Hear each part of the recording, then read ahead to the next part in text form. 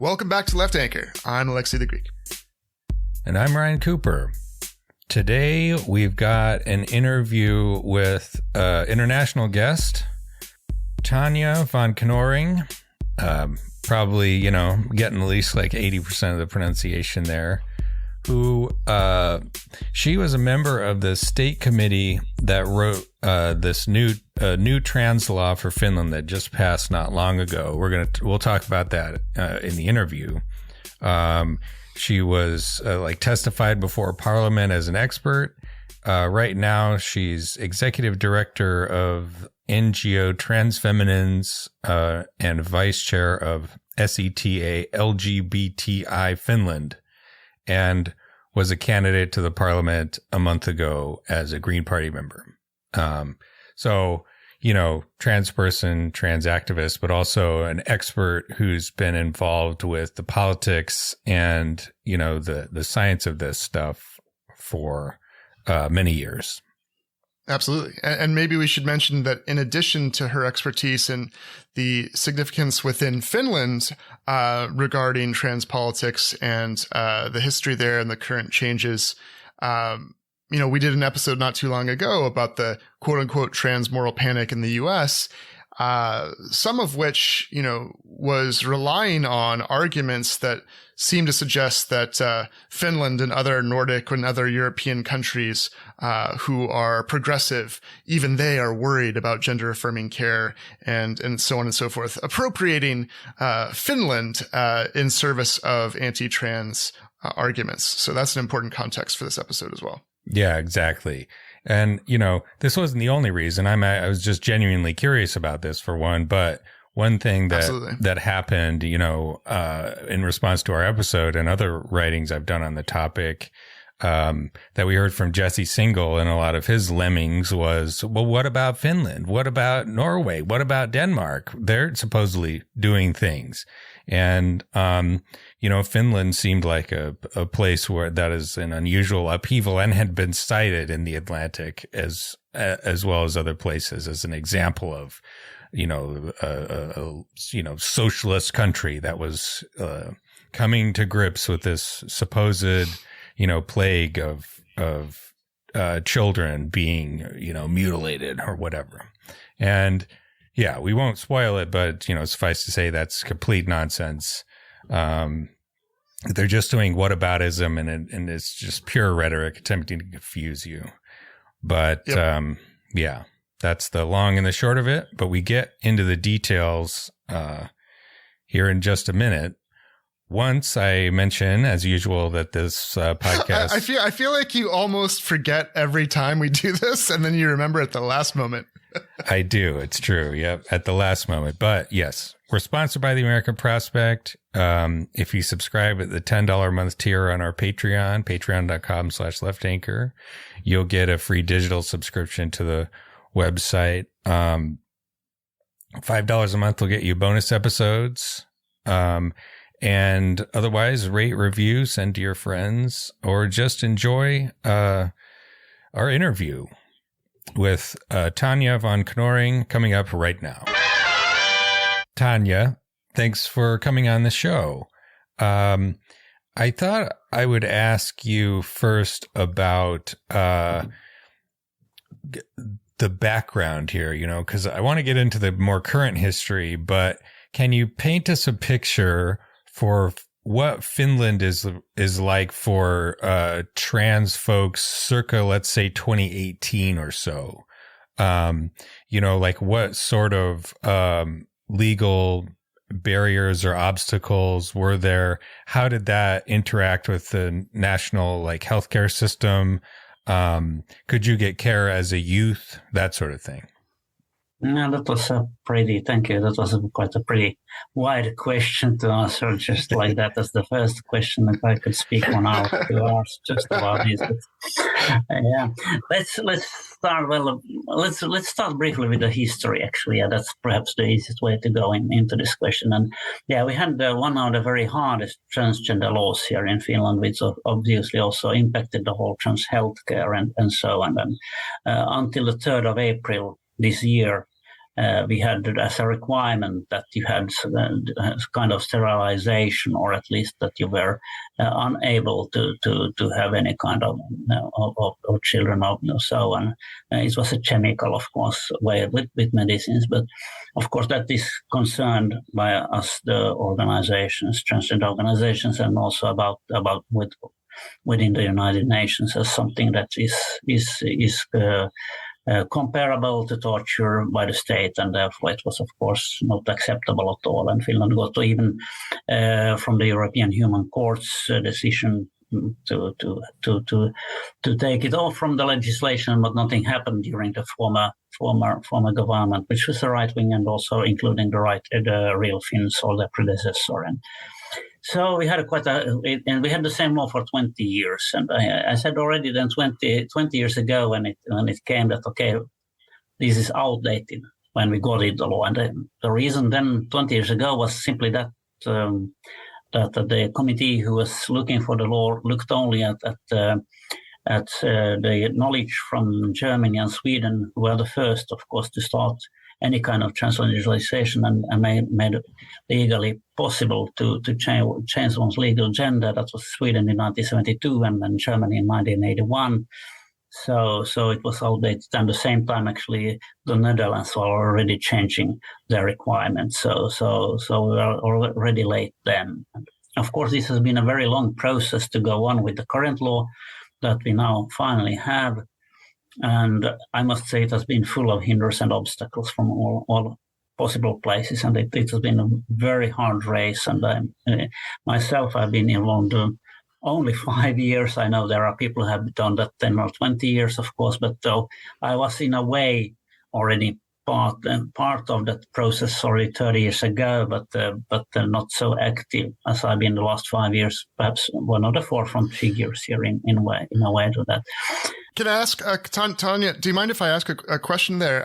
It's just, to be clear for people, the requirement for sterilization was if you wanted to register to change, legally your sex. And it's such a terrible and bizarre thing. I'm trying to even understand what the argument was. I don't even see the correlation between that legal change and this procedure. It's such a bizarre thing. What did they say to justify this? I can't even understand the logic. Then over 20 years ago, I think the idea was that, okay, we have to hinder transgender people to get children because they will also be transgender. And of course, we know that is completely nonsense. There is nothing similar. So, of course, that was just, okay. It's the same way as we have to look a little bit more historical here. We had until 1971, homosexuality was criminalized. I know people have been sitting in jail just for being homosexual or gay. And after that, there was a law that made it illegal to speak in public or publish anything about rainbow questions until 1999. And we have to see that the history has gone on. So still in 1999, where they were discussing a possible new transgender legislation, of course, there was the burden from that law that still existed there. And I think that has been in some kind drawn from that, actually, the whole thing. So I think that was the reason, yeah. It's a kind of eugenics logic a little bit, maybe. Yeah, right? Actually, I see eugenics. It's a very good relation to say that. Yeah, it was horrible. And I know there are still countries that have that. We have to remember that there have been countries, for example, the Czech Republic in Europe has that, and then outside Europe, of course, other like Iran or Turkey or something like that. But okay, their human rights situation is, of course, not at all comparable to that of Europe also. So we cannot have them speak about them on the same day. But yeah, that was the problem. And now then finally we have this new law, and we are coming up on the 18th place in Europe. Of course, with the idea that, okay, we have on the 7th or 8th place when it comes to adults. Now they can freely, finally, at their own decision, do the change of the gender marker, because it's a question of gender marker, actually. It's a registry law. And but then when it comes to the youth, then we have problems. The youth were completely omitted from the law. even though the very vast report and very profoundly done work before the law said explicitly that they have to have their right. It's derived from the United Nations Children's Agreement on the 20th clause there. It comes straight. And we know that, for example, the United Nations Human Rights Commission Special Rapporteur on the sexual orientation, gender identities, Victor Madrigal-Borlos, has expressed that the states have to take care that the rights of the children must be included also in all aspects for transgender children and children of sexual minorities. So there was it was a very strange, the whole discussion about. Then the report ended by an insert that we don't have to care about anything. It doesn't matter. And there was even from the state legal highest committee a decision that it doesn't implicate in these matters. So it was politics. It was clearly politics there. And I think that was because of the Center Party, which was involved in the cabinet, which is now leaving after the new election. And they are still, of course, they're running the daily issues until we get the new cabinet. But their history is in the agrar movement, in the countryside agrar movement, and there are a huge amount of very conservatively thinking members of parliament in that group from northern Finland, which we call our Bible Belt.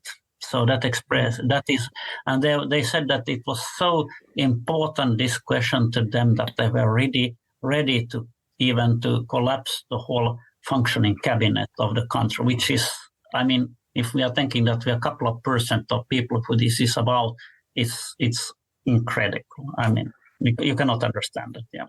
So you've removed this one particular, like, incredibly terrible obstacle that you know, to change your gender legally, you must go sterilize yourself. How about, you know, trans care aside from that? You know, I would guess, as an American, I've never been to Finland, but I am going to visit soon, in about a month, in fact. I would guess the Finnish healthcare system in most areas is quite a bit easier to access than the United States healthcare system. But how does it compare, like getting transgender care versus other types of care in Finland? There we have also quite had a difference. Of course, we had something good, and that is that we have a public health care. So you pay only a self-risk portion of every treatment you have. I mean, for a doctor's visit, you pay only like $40, $50, and then for a major surgery, you pay $200 or something like that. So that has been given, at least that it was working. And yes, the good thing was that with this horrible law, there was also a decree that explicitly said that transgender people have the right to health care.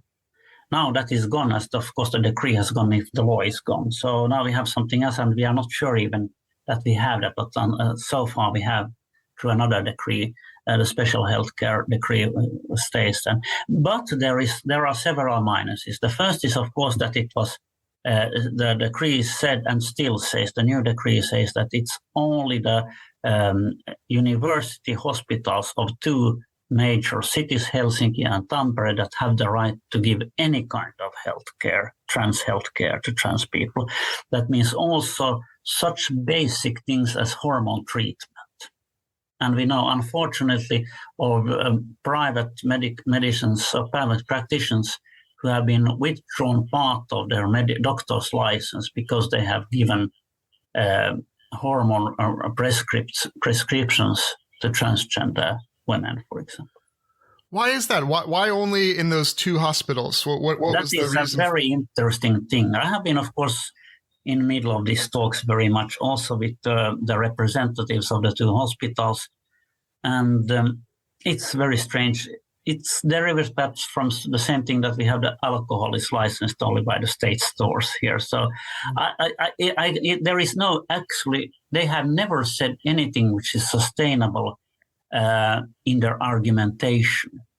Their arguments has been like, okay, if we give it to the private sector, we will have all kind of doctor practitioners who do not know. But we have a system from the state control of everything. There is no social risk, and we are the only Western European country that has this system still, and we need more. The second bad thing was that's a gatekeeping system. It's a horrible long procedure, and even now with the change that the legal gender process is taken away from the medical. We have heard the first, it's only 1 month, but we have heard that they have not changed. They still have 2 years even of living in the wrong gender. Well, you can of course gender marker change, but I mean things that are completely initial for a F64 0 or then the forthcoming ICD-11 diagnosis. So it makes no sense. Actually, our organization has been the Transfeminines has been the first who has been launching the requests that we give them also to the private sector. Now, others have been a little bit more reluctant because they are afraid that if we do that, then we lose also the right to the public health care. And of course, is that risk. But we see that it weighs much more, that the patient has the right to change with whom they are having their treatment, and also the doctors have also their liberty of giving also private health care, which is, of course, in any other field we have private health care. Yes, so it doesn't make any sense at all here. Yeah, I mean, it sounds to me like basically there's just tremendous reluctance at all levels of the system to enable people to get the care. They want it to be difficult and obnoxious and take a long time to do because they don't want people, like you said with the alcohol example, it's basically like, we're going to have deterrent. The high prices and limited opening hours and stuff so that people don't drink so much. Exactly. That's very much the same idea. And especially then when we're speaking about the youth, then comes the most horrifying stories from our country, unfortunately. And unfortunately, I have to tell the audience here about that also.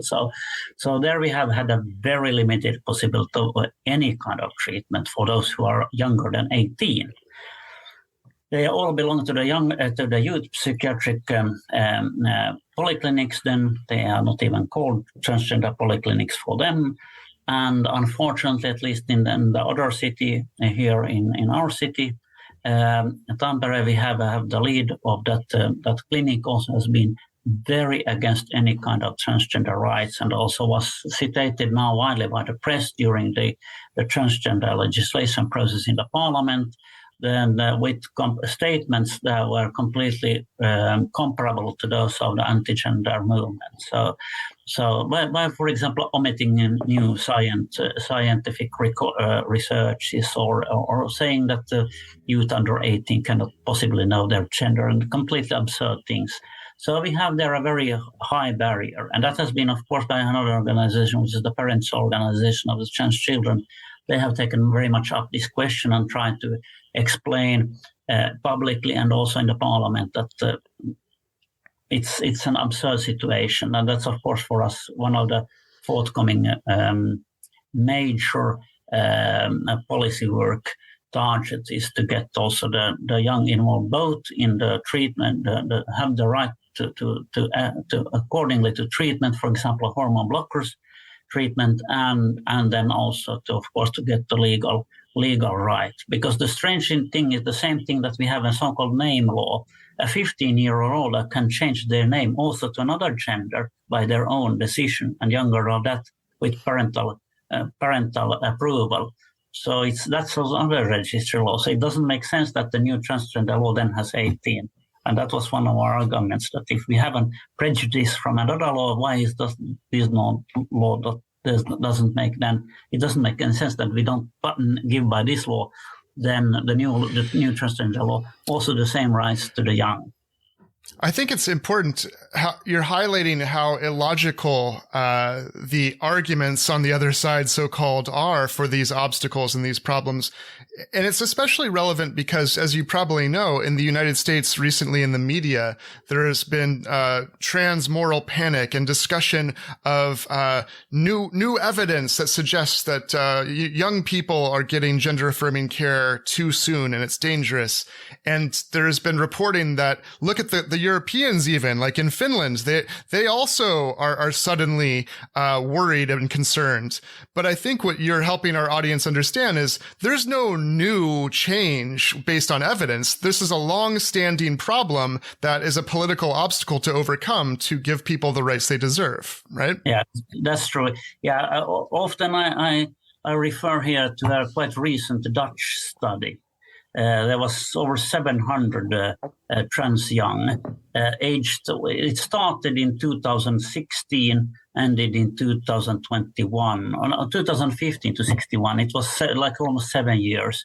The youngest were 13 when they started including the study. There was 700 included in the study, and at the end of the 701 had ceased the process. 699 had not regretted anything. And this one had not regretted.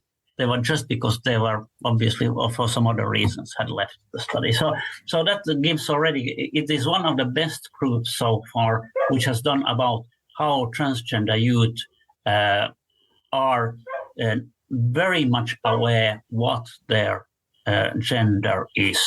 It doesn't change from the one day we know that we are what we are. We know that at the age of 3 and 4, we know what gender we are. And often even refer to myself. I was 8 years in the year 1968, one year before Neil Armstrong and Edwin Aldrin on the moon. And then I knew perfectly that I was a woman. There was no information in those days. You went to the library 5 years later and you could read that you're insane or something like that. And you know, it's remarkable. And you tell me if Finland is much different, but my impression from Europe generally is that there's a lot more respect for the autonomy and ability for young people to make decisions about their bodies and about their own life, just generally. So this suggests that there's a special anti-trans, anti-queer bigotry, because generally in Europe, like the age of consent to choose to have sex, the age, for drinking, like so many things, young people are respected enough to make the decisions themselves. Is that true in Finland as well, that generally speaking, compared to, say, the United States? Yeah. Compared to the United States, I must say there's a huge difference. I mean, here is your 8-year kids going alone to their school, for example. They are trusted. At school, we trust the young. And I mean, even here in the second largest city, that happens. So it's completely different to the United States in that way. And their rights are also much more bigger. It's out of question that the parents would follow after 12 or 13 anytime a kid to the school. Or, for example, when it comes actually to the right of the children after 12 years, their opinion is heard always first. So they have even in legislation, a very hard status in that way that they can protect themselves against, for example, from bigotry from parents or something like that. Yes, right. we have a very other situation there for young, and therefore it's very strange that then when it comes to transgender, they are like taken away all their rights to exist. Yeah, I think it's important to kind of emphasize this point because, in an American context, there's like Europe and especially the Nordic countries serves as this sort of like, either utopian, welfare state paradise. If you're on the left, you're like, look at all of these great welfare programs. These guys really got it figured out. Or, a communist nightmare where, you can't even buy a liquor in the middle of the night at the government monopoly. And so this, Which, by the way, in Pennsylvania, the state that Ryan and I live in, also state-run liquor. But there's this Atlantic article that sparked off a lot of this. A teen gender care debate is spreading across Europe. Doubts have now come to the Netherlands, where the most contested intervention for children and adolescents were deployed. And it cites Finland as well. And the rhetorical move here is to say, look, even the commies in Europe with their national healthcare system and all their great welfare state stuff, they're worried about the conspiracy of endocrinologists who are trying to like bum rush all the children into changing their gender before they really know what they are. And what you're telling me is that like Finland is maybe even somewhat of an outlier compared to its neighbors, and this being a struggle to obtain even the slightest trans rights for adults, and that as a child, it's basically impossible or nearly so, maybe unless you're rich and you could go to a different country. Yeah, that you can do. But when, of course, then we have also to remember we have two very important laws that comes to all people, and that's the law of anti-discrimination and the law of equality. And from 2014, December 13th, it includes also gender identity and also non-confirming gender identity and any and equality-based and the law, the regulations of non-discriminations based on any kind of sex or gender. So there we have something, and that is of course not seen to any age. But then, of course, if we're speaking about the society itself, also, there are huge differences. I live here in the second largest city, which is perhaps called the most LGBTQ-friendly city in Finland, along with the capital. But then we go just 50 kilometers out on the countryside to the smaller communities, and it's changed completely. So it is. I think it's very much the same like in the United States. In New York, which is almost a second hometown for me, or LA, you can be yourself, but not if you were to Wichita, Kansas. There you cannot be yourself probably. So it's much more. It's very much the same thing. Yeah, and the other part of this that I wanted to ask you about is from America, it's presented as if the Europeans are doing, they're looking honestly at the evidence and whatnot. And so maybe people are doing a moral panic based on trumped up bullshit here in the States, but look over at Europe with their rational discussion and right. And they might even use the fact that those anti-discrimination laws exist. See, over there, they actually care about everyone, and still they're worried. Like, that's the kind of move they want to make. Right? But this is what I wanted to ask. It appears to me from the outside that there is something, we've sort of been talking about it, but a transphobic backlash that's been building inside Finland. This person, I'm going to pronounce this very badly. I apologize in advance. Ritakur Kaltiala? Yeah. She is actually the lead of the Tampere Trans Youth, and it was to her I referred earlier with her very strange remarks on transgender children. Yeah. So can you tell us a little bit more about this? Because she is cited frequently in American media as being, and she said stuff like, go ahead. She's the chief of the psychiatric clinic for young people here at the University of Hospital of Tampere, the other which has the right to do any kind of transgender treatment. And also, of course, then she's the boss of the section for the trans youth there. And yes, there we have, she has cited things like transgender people, no one can know their gender before they are 18. She has cited all the scientific researches and not even looked at those which I just mentioned, the Dutch. I think that their treatment is not accordingly to the WEPAT number 8, which were published last year. So there is huge amount, and we think at least that she is linked very much to the anti-gender movement, and at least she was invited by the network that was against the transgender law, also to the parliamentary committee, where I also was invited as expert. Unfortunately, the committee work is such that I cannot say what she said inside, but what she has said outside, that I have, of course, the right to say. And I must say it is very much in line, and I'm very much with the anti-gender movement, and very much understand that she is cited very much in the United States, because thinking that somebody is professor of psychiatric of young persons, of the young, and also in the lead of the trans polyclinic, estimating if the young are eligible for any kind of treatment, and 2% might go through here. It's so low actually. So of course I understand that she's very much cited there. But yes, we have that. We have a very let's say in 3 years, the anti-gender movement has augmented several here. There has been several organizations even found just for that movement, just before this legislation process. One was, for example, a TERF movement, the Women's Front. Another was the LGBT Union without a T, and similar. And then we have something which is called Real Marriage, which is a long time movement, which is actually their origin is very much in the right-wing conservative, Christian conservative movement.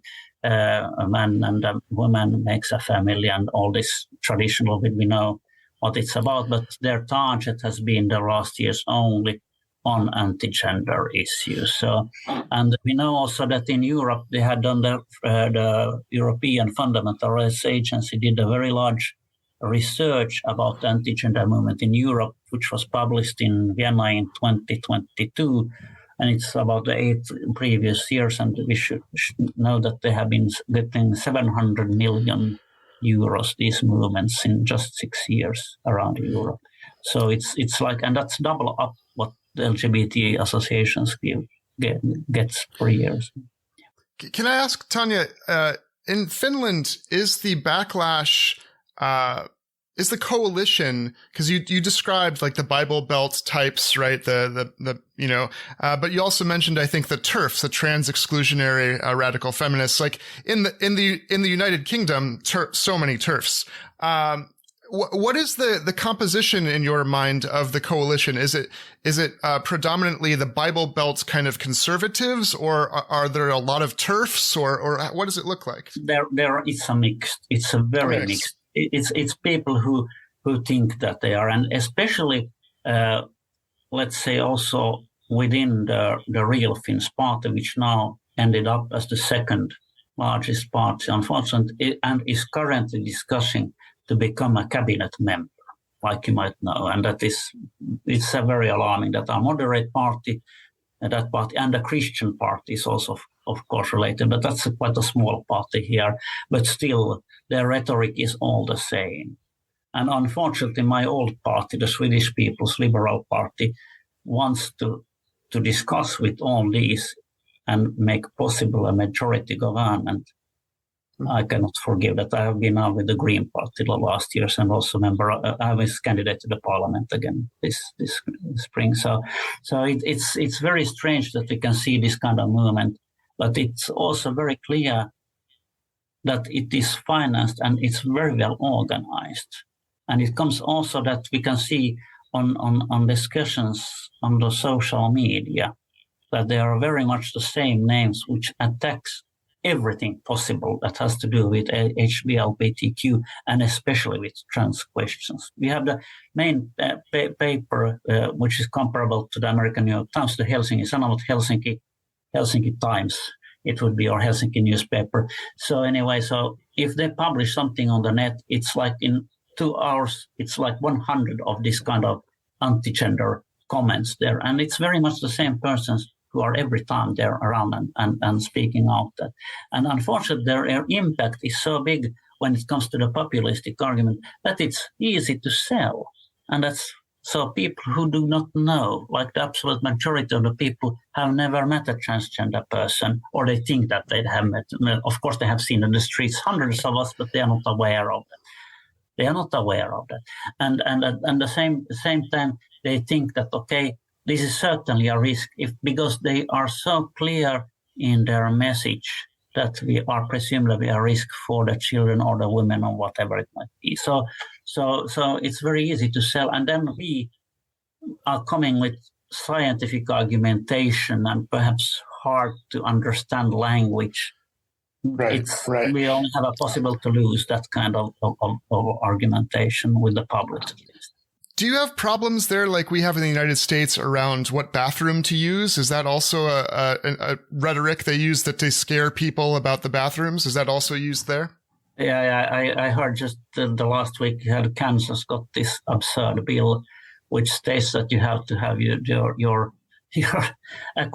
the bathroom according to your birth sex, which means that the women's bathrooms will be filled up with trans men, musculous, bearded people who will enter them there. And my former colleague Nathan Davis, actually was the TGU co-chair, now is with the AIDS center there in America. They're ED, so some of the AIDS centers. So anyway, so make quite a good, very old man with a bald head and huge beard that he should enter the female bathrooms. Now, well, let's come to the point now. We don't have had in the same way. No, I think the public accepts very much the transgender people here, but we have a very loud voice from a minority that used to be small.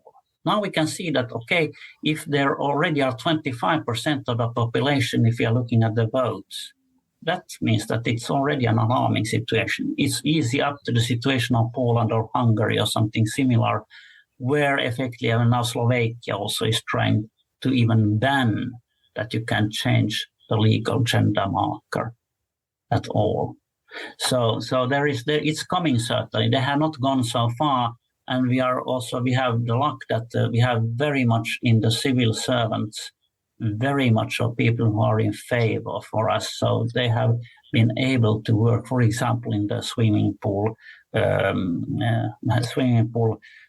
room, let's say changing rooms, so locker rooms that you can still use according. And then we have a so-called marker also that specific trans women can use, which is actually made for those who had breast cancer or something else, that you can have the swimwear on even in the sauna and in the shower. So we have had that kind of instruments, but we are all the time on the alert. And I feel quite uncomfortable, I must say, with the current situation that we have in the parliament. It scares me quite a lot that what is the future here. We have now finally a law. I have heard even from the moderate party, who is the forthcoming prime minister party, at least as we see it now. It was here in our own city. Some of them members of parliament during the run for the parliament had in one of the major shopping malls here some kind of pre-election thing there and presentation on them, and they were screaming that this horrible new transgender law has to be one of the first things that has to be cancelled with the new parliament. So there is the risks all the time. Yeah. Can you tell us about I don't think people may not know what the real Finns party is. So what was this election about? And who? Right. And tell us about the right. Yes. Yeah. As if imagine a Congress that could actually function, where you could pass bills if you had more votes than the other coalition. Great mystery to why that would make it easier. Anyway, yeah. Tell us about the parties and whether transgender issues, as opposed to say the war in Ukraine, were the and joining NATO, right, which recently happened. What were the main axes of political discussion? And that's a very good question. Actually, here we have now we are seeing in even the Ukraine one, but let's just focus first on the transgender questions. The previous parliament, there we were in the lead. The cabinet was formed by Social Democrats, Sanna Marin, of course, perhaps well known as our young female prime minister, even on the first page of All Possible Times and so on. And then the Centre Party, which is an Agra party, and now is in the opposition. They lost huge amount of votes to this Real Finns party, which is an ultra-conservative right-wing party, and was also in the European Parliament member of that anti-European, anti-EU movement group, and sitting together with such parties like the Peace Party or the Law and Order Party of Poland, which is in the lead currently in Poland, or the Fidesz from Hungary of Mr. Orban. So and Jean-Marie Le Pen and all this, it's the same movement in a way. So it's a very right-wing party. Or True Finns, they have two names. Sometimes they call Real Finns, sometimes they call themselves True Finns. But anyway, and then they were in the opposition as well as the Moderate Party, which is a long time larger party. It's a conservative party, much more moderate than the Republicans in the United States. We don't have so right-wing here anything. But let's say like comparable to the Tories in the UK or something similar. Yeah. And they were also in the opposition. So the cabinet of Social Democrats, Centre Party, the Agra Party, then the Swedish Liberal People's Liberal Party, which is representing mostly the Swedish minority of Finland. We are a bilingual country. Both languages are official, and you can use them both in state offices around the country. Then the Left Party and the Green Party. The Left Party is the remains of the former Communist Party, but there is another nowadays. So it's a let's say a socialist party, which is on the left side. Yeah. Yeah, and so even though the Social Democrats actually got more votes than they did in the last election, their coalition partners tanked pretty bad. And the Real Finns or True Finns made up a lot of ground. And so now you have a new right-wing coalition government. That's true now. Because here is the tradition that the party which gets the most places in the parliament, that's not always the same as the most votes, is the one who starts to form the cabinet. And they took the second most places, because we have a system which is it's not exactly those are not elected who gets necessarily the most votes. It's by election groups. You can form election groups and then they divide. It's quite complicated. The Haunt system, it's called in politology. That system that is used. It's a 100-year-old system. So. But it gives some kind of also more places to smaller parties who would otherwise risk to fall out. So it has some good advantage. Also, this is the former cabinet was the one who did this law finally. Now we have a new cabinet. Might be coming, we don't know yet. If the Swedish party withdraws them, then we have a minority cabinet and the whole thing might collapse. So let's see. To follow up on Ryan's second part of the question, do you think the shift and the victory for the right-wing coalition is somewhat related to the desire to join NATO to protect against Russia? What are the politics that explain that shift, do you think? Yeah. Yeah, I think also there has been, and they have used very much, the right-wing has very much used this situation by declaring them suddenly very pro-European, pro-NATO and things which they were not before. We are looking at just 5 years ago, the right-wing, the ultra-right-wing, they were completely against the European Union. They were almost friendly to Russia. So they had done like a complete turn just to get votes. And then by the easy populistic way, they are now one of the forefront leaders, of course, in the NATO process and speaking for that. But no, NATO was not there by victory. It was the former cabinets. It was not even the moderates. It was the Social Democrats and Centre and the Green Party's victory. Our foreign minister is from the Green Party. So. Yeah, no justice in these terms. Like who can posture the most effectively? One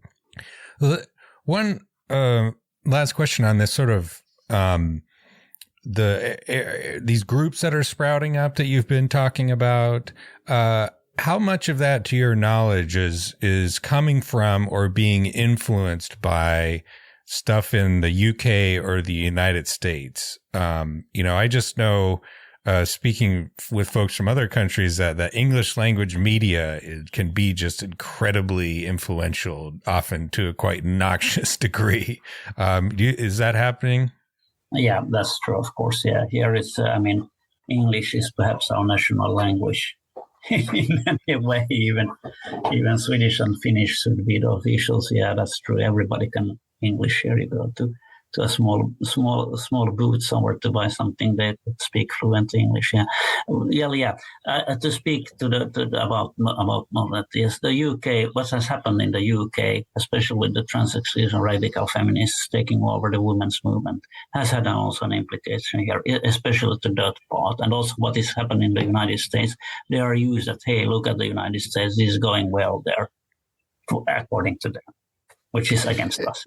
And I can see it also other, which is very strange. Actually, the Finnish National League, the Women's League, who is the rapporteur to the United Nations of the CEDAW agreement, agreement against all violence against women, are very much for the transgender rights. In Sweden and in UK, they are against. Oh, interesting. Okay. Yeah. And they have been taken over both by these trans-exclusive radical feminists. So the situation in Sweden, I was speaking with my colleagues, the chair of the Swedish LGBTI Sweden RFSL, and they said to me that it's very interesting that they have quite the opposite situation. There, the Christian party is suddenly in favor for a new law as long as it comes only to adults. But then the National League of Women is against in Sweden, so it's like completely other situation. And I think it's just because we have had there, perhaps UK is another story. That's a longer story and a very sad story with NHSL taking off the transgender service from many cities. But in Sweden, which has been a traditional human rights forefront runner, has suddenly fallen very much, in my opinion, to the back. It's not only in the transgender rights question as well. The law is still the same like from 1972, although it has been simpler the process. They have not renewed that, but also in many other questions. It comes also in for example, they have the very strange model on purchase of sex, which is forbidden in Sweden, which is contradictory to the World Health Organization or the LGBT or the Rainbow Association's point of views, and even to the most parties of our country are against such. So and then comes the transgender, which has a law which has been twice already presented to the Swedish Parliament during the years. The last was in 2019. But due to election, it fall down. And again, there was, even from the Ministry of Social and Health Affairs in Sweden, a very reluctant attitude towards any kind of modernization, which is not at all the same we have. Like I mentioned, our civil servants has been very much for the transgender rights. So we have more right than the political right and the Christian conservative area, and then a mixture of people who thinks that they are fighting for some kind of tradition or whatever it might be, who are in that. And they have, of course, nowadays a big impact on the society. They say that 25% are voting for them, but it's not the same way that in the structures of UK and Sweden we can see, and also in some other European countries, especially the Eastern European countries, we can see that inside the civil structures there is transphobia. And that's actually a much more worse situation in a way. Right. No, and I wanted to ask too about demographics in terms of age. It's wonderful. It was wonderful to see such a young prime minister, because in the United States, we have a gerontocracy. Old people are in power everywhere, and they tend to have more reactionary views, and just polls tell us that the young people in the United States have very progressive views, very, pro-trans views, pro-queer views, populist views. Is it the same in Finland, where young people seem to have more compassion, care, and better politics? And how does that relate to who's in power now, how old people are in power? Yeah, generally we used to say that it was exactly the same thing. But now with this election, it was quite astonishing that 1/3 of those who were first-time voters, 18, 19, 20 years old, said that they would vote for the real true Finns. Wow. And that was very alarming. And we have two very young 20-plus new members of parliament from this province from where Tampere is, the Birkaland province, and who came just by TikTok. They get 10,000, 5,000 votes each and became elected. And their first issue, the other said that his primary work in the parliament will be to fight against the woke idea. So it's quite horrible. So obviously the social media is changing a lot, but we can see also there are divide of the society. And I think the divide comes from the knowledge. Those who have from home or from their environment, from the school or whatever, have a good or more liberal education and more knowledge about things, will also later in their life stay with that and not be so easy targets for the populistic movement. And those who have less knowledge, actually we can see quite well also, that traditional, for example, the Green voters, while the majority is women, and the majority of the women are academics. So there is a difference, and let's say that the traditional voter of the True Finn party is a male, age 40, who has gone just a vocational institute and works perhaps as a lorry driver or something similar. So yeah, we can see that. Yeah, that has a big implication. But that the young of them, suddenly 30% were in favor for that. That was very scary. Yeah, that's alarming. Yeah, everywhere we see this obsession with woke. It's like American culture war beefs or eating global politics. In France, people complaining about le wokisme or whatever. And it's like, what kind of a patriotic nationalist are you? Like you're getting mad over these imported American concepts. Make up your own grievances, for crying out loud. In our last few minutes, I wanted to ask a little bit more about the rest of the Nordics. You've talked a bit about Sweden, right? But how about Denmark and Norway? Yeah, that's a very good question. Norway we have used as a very good example when it comes to transgender legislation. In 2016, they got perhaps one of the best laws in Europe or the world. Well, at least in Europe. And a person aged 16 and above cannot their own decision change the gender marker. From 6 to 16, it's with parental approval, and below 6 then with doctor's approval.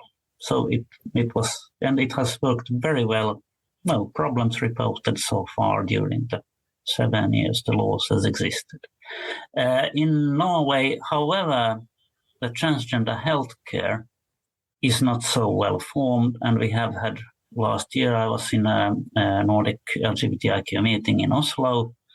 I heard, unfortunately, that there is reluctance to give enough of healthcare, and especially again the hormone blockers to the youth. So there are, even if the law is very good, the outcome then when it comes to the healthcare is obviously not so good, and it has severe problems there.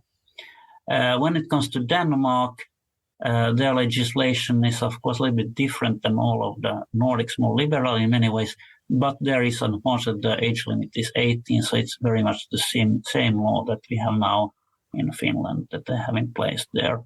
And their transgender clinics they have much more, but they have limited capabilities. For example, any kind of genital surgery is done in Germany, if I have understood correct. They don't have in Denmark. So, and then when it comes to the small, half-independent countries, Iceland. Let's take Iceland first. If you take all the Nordic countries, So then Iceland had a very good law, which names 15 and above, and also includes the third gender marker.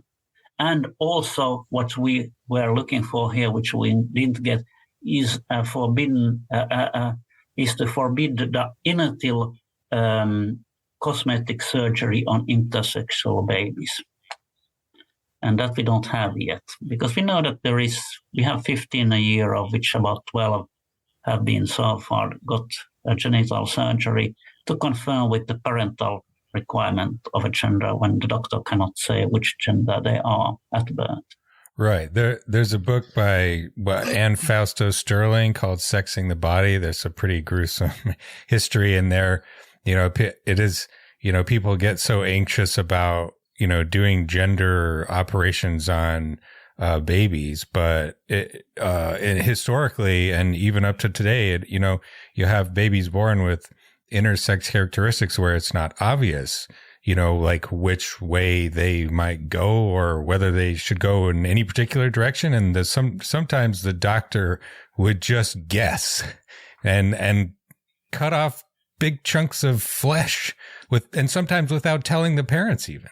Yeah, it's even not just guessing. We have here stories that the doctors have asked the parents, which do you want? Yeah.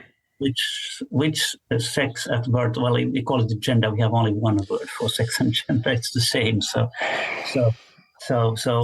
which gender do you want? We have here documented situations from Tampere. Well, I know one person, and then they are now 18. So at the age of 15, okay, the parents said that, okay, it shall be a girl, and they were done a cosmetic surgery, and then at the age of 15, there were no boobs coming and no breasts and nothing else. So it was said, and then started instead some kind of beer even coming up. So it was a man. Yeah, so that happens. And that is already a fact that is, I use very much the intersexual in my education. I'm educating quite a lot.